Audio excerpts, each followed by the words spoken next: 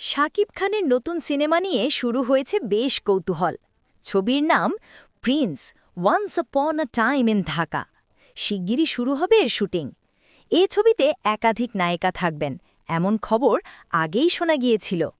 প্রথম দিকে কলকাতার ইধিকা পাল থেকে শুরু করে তানজিন তিশা সহ কয়েকজন নায়িকার নাম ঘুরছিল আলোচনায়। তবে এবার সামনে এলো নতুন চমক।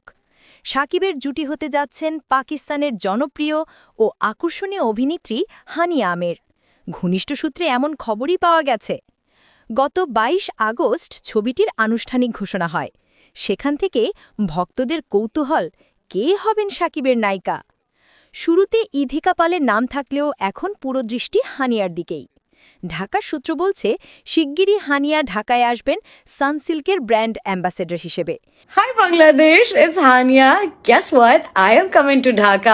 See you all there. Mwah. সেই সফরেই নির্মাতাদের সঙ্গে চূড়ান্ত আলাপ সেরে ফেলার পরিকল্পনা রয়েছে। সবকিছু ঠিকঠাক হলে আনুষ্ঠানিক ঘোষণাও আসবে।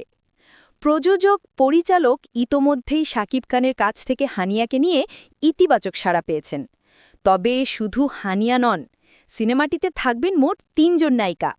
নির্মাতাদের ভাষ্য, ২টি চরিত্র হবে প্রাধান্যপূর্ণ, আরেকটি চরিত্রে থাকবেন এক নতুন মুখ। ফলে দর্শকরা পাবেন পরিচিত তারকাদের সঙ্গে একেবারে নতুন চমকও।